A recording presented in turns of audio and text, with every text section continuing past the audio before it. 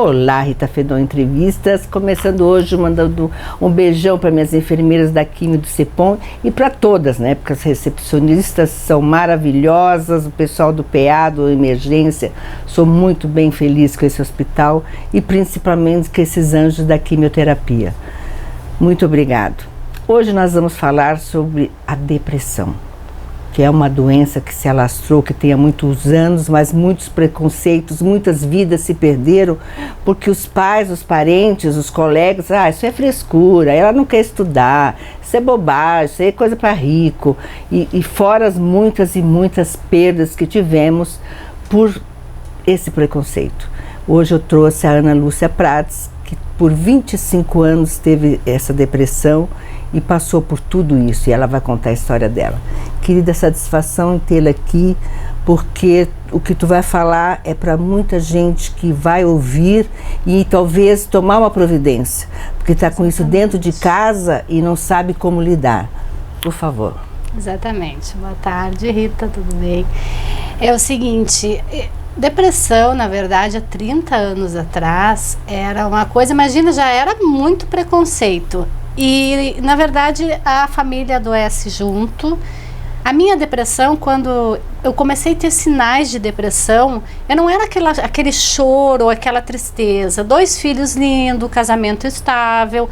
Eu pensei, o que está acontecendo comigo? Emagrecendo demais, sem falta de vontade de fazer nada.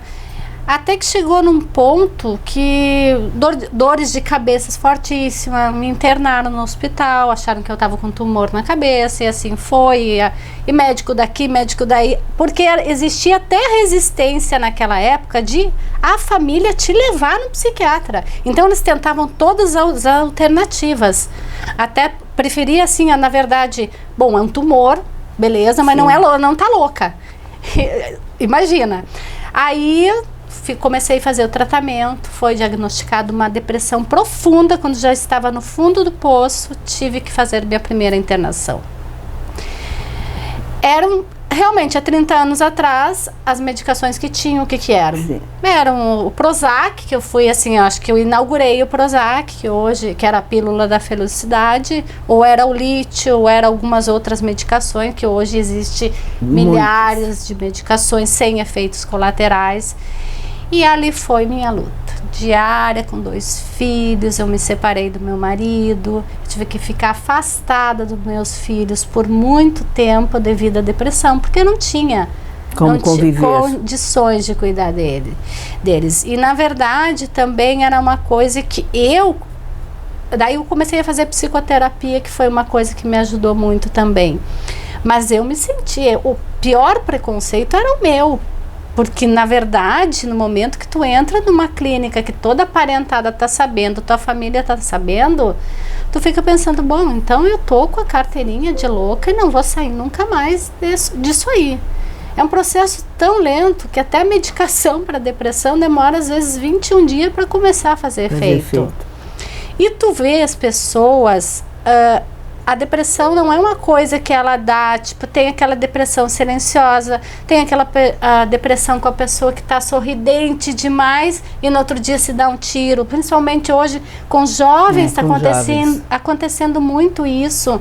Ela não dá, então tem que ficar alerta aos mínimos detalhes, porque a minha médica sempre falava uma coisa para todo mundo, para os familiares, para os meus familiares: quem avisa que vai se matar, se mata, quem não avisa também se mata. E a depressão não é o suicídio, se dá um tiro na cabeça. A depressão, ela definha, ela vai te anulando como pessoa. Eu cheguei a pesar 36 quilos quando entrei na primeira internação, que durou 8 meses na PUC em Porto Alegre. Eu entrei de cadeiras de rodas porque eu não conseguia caminhar. Eu ainda fiz uma anorexia, eu não conseguia comer. Então, assim, eu podia morrer por uma desidratação, uma falta de comida, sei lá. E falar sobre depressão é difícil para muita gente, principalmente quem já passou essas internações, porque tu vê, hoje eu sou uma pessoa que passei pelas internações, passei pela medicação, passei pelas terapias. Aí comecei a buscar meu autoconhecimento também devido às terapias. Comecei com a dança, tem uma história muito bonita para contar também da dança, né? É difícil porque tu não tem nada que te diga assim, pô, mas se eu não contar essa história, tu vai saber que eu tive isso? Porque geralmente outras pessoas é mais fácil, das pessoas de casa, elas pensam assim, um câncer todo mundo vai dar força, não que não seja Sim. grave também. Mas uma depressão, ela fica pensando, ai, será que não está se fazendo de vítima? Ai, mas por que isso?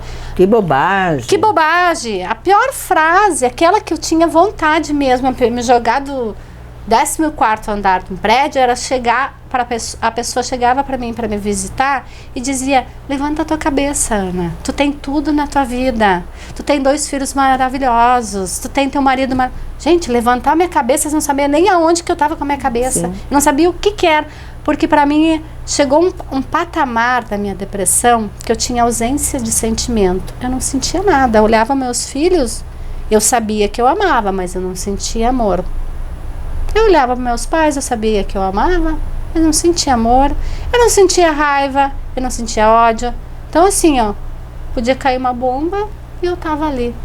Então isso assim, ó, foi uma das coisas que eu mais me lembro assim que foi que eu tive que trabalhar com a medicação. Foram muitos anos de terapia, foi muitas internações, foi muitas recaídas, até que eu comecei a me jogar no esporte. Uma coisa que eu sempre fui, quando adolescente, eu gostava muito de esporte, de vôlei, de tudo que fosse esporte, corrida.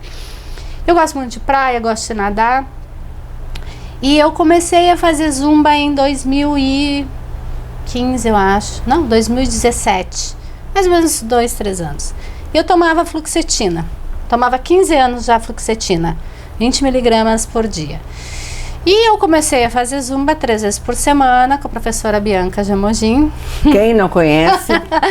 E eu comecei a perceber que com 15 dias eu comecei a ter... fiquei acelerada, mas tão acelerada que eu não conseguia dormir. Eu digo, gente, o que está acontecendo? Eu vou para relaxar, e era à noite, né? Sim. E fico mais... Aí ficava dentro de casa querendo dançar. E aí eu queria que meu marido dançasse comigo. Eu aprendi uns passinhos lá, que não sabia nada, mas eu queria que meu marido dançasse. Disse, pelo amor de Deus, Ana, para com isso.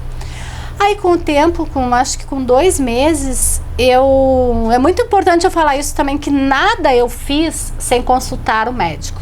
Não adianta tu pegar a receita do vizinho, porque, o fulano tomou isso, o fulano tomou aquilo, aquele tomou esse ansiolítico. Cada pessoa tem um organismo Não, cada que reage pessoa diferente. reage, e essas medicações, elas são muito assim, elas são perigosas até. Muita gente morre porque fulano tomou uma coisa. E aí...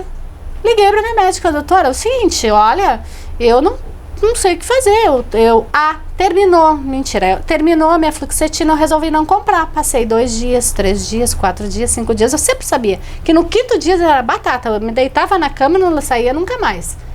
Passou 5 dias, 6 dias, eu disse, alguma coisa está errada, 15 anos, né, tomando? Sim. Aí liguei pra doutora, eu disse, doutora, é o seguinte, eu tô sem fluoxetina há 10 dias, 8 dias, 10 dias. Tá, mas o que tu tá fazendo? Olha, eu tô fazendo aula de zumba. Ela disse, Ana, ela foi taxativa. Tá, mas como é que tu tá se sentindo? Eu tô me sentindo normal. Ela disse, então, simplesmente não compra mais e volta pra zumba. Volta pra dança. Por quê? Porque, na verdade, aquela substância que eu tava colocando no meu cérebro, que eu tinha que repor todo dia com a fluoxetina, a dança ela estava me dando. Estava te dando isso. Impressionante, né? Tem pesquisas que falam sobre a dança, sobre o esporte, mas comigo, na verdade, foi uma coisa que também, com o tempo, a gente se tratando e levando o tratamento da depressão a sério, a gente começa a perceber que tem sinais. Porque não adianta tu pegar aquela receitinha do vizinho, aquele fez... Talvez para muita gente não funcionou a dança, né? Não, ou qualquer esporte, ou qualquer outra coisa.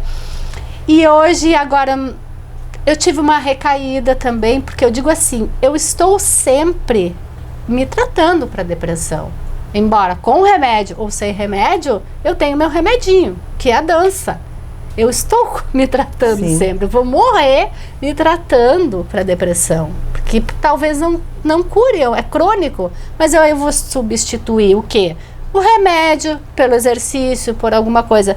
Eu fiz também a minha parte. Sim. Autoconhecimento. A autoestima volta. Muita motivação também das meninas, principalmente da professora Bianca, que eu contei minha história para ela depois de 2 meses. Então foi assim, ó, a motivação foi delas. Bem recebida, bem aceita. Porque eu não vou chegar no primeiro dia de aula do gurias, pelo amor de Deus, eu tive 15 internações, elas vão sair correndo, certamente, né? Porque hoje existe ainda o preconceito. Existe qualquer coisa. Às vezes, se eu não falar da história, mas se eu falar da história, depois qualquer coisa que eu venha fazer, qualquer tchadinha que eu venha fazer, para todas as outras pessoas é normal. Mas para mim, será que ela não tá com uma recaída, entendeu? Então é isso. Eu acho que hoje tem muitos mais casos de suicídios de jovens, é muito triste. Depressão começa só em adolescentes, tem crianças com depressão. Pós-parto, tem vários tipos. Tem criança com depressão, tem adolescentes com depressão. Hoje é muito triste. A gente olha todo dia, todo santo dia, pessoas, principalmente jovens, se matando por causa da depressão. Então eu digo assim, ó, eu não sei, sabe, Rita, mas por um lado eu até agradeço a depressão, de certa forma, porque eu me transformei numa pessoa... Redescobriu também. Sim, eu me transformei numa pessoa muito melhor. Eu consigo ouvir as pessoas, eu consigo parar e ouvir as pessoas. E muitas teus pessoas. Filhos, tu voltou? Muito. Hoje nós somos super amigas. Minha filha acabou de ter nenê agora, hoje completa 2 meses. Com o meu ex-marido também, nós somos super amigos. Eu casei de novo, né? 20 anos que eu tô num outro relacionamento. Então tudo foi, mas uma coisa eu digo, que 50% do trajeto fui eu mesmo que trilhei. Então, tu buscou a tua própria ajuda, tu sentiu necessidade e foi. Muito. Ana, eu gostaria que você mandasse uma mensagem para as pessoas que passam, que tem alguém passando por isso, que eu acho que é importante. Bom, o que eu posso dizer para vocês é que a depressão é uma doença, não é brincadeira, é confirmada assim, por muitos médicos. Então qualquer sinal de pessoas dentro de casa, não é qualquer chorinho que vocês vão, mas qualquer sinal de pessoas, dos seus filhos que estão em casa, de uma tristeza, ou aquela coisa de começar a se isolar, ou baixo rendimento na escola, ou também uma euforia fora do normal, que isso está acontecendo muito com jovens, né? Fica atento. E você mesmo que está se sentindo assim, porque na verdade quando a pessoa ela não enxerga a depressão, ela só enxerga a depressão na profundidade. Então quando você começar a se sentir estressada de certa forma, porque tem a depressão leve, a média e a grave, né? Que tem que ter uma internação. Vai buscar alguma terapia alternativa, algum psicólogo, para entender o que está acontecendo contigo, porque é muito grave e mata. Viu, pessoal? Então, por favor, a gente sabe que tem muitos e muitos casos, e tente ajudar essa pessoa a se encontrar, a buscar ajuda. Conversa, acho que o diálogo é muito importante, observar os sinais é muito importante. Então, muito obrigado, Ana, por esse teu depoimento. Imagina, valeu, Rita, bastante. E acontece, né, gente? É que nem o câncer, que nem a AIDS, que nem a depressão mata. Então, por favor, ajudem quem está precisando, porque é importante para a família, porque uma pessoa que se mata dentro de uma família destrói uma família. Exatamente. Então, hoje encerro com essa bela matéria. Muito obrigada de novo. Mais uma poderosa também, que eu estou essa semana, vou fazer homenagem às mulheres poderosas. Aqui está uma. Ai, obrigada. Tchau, até a próxima.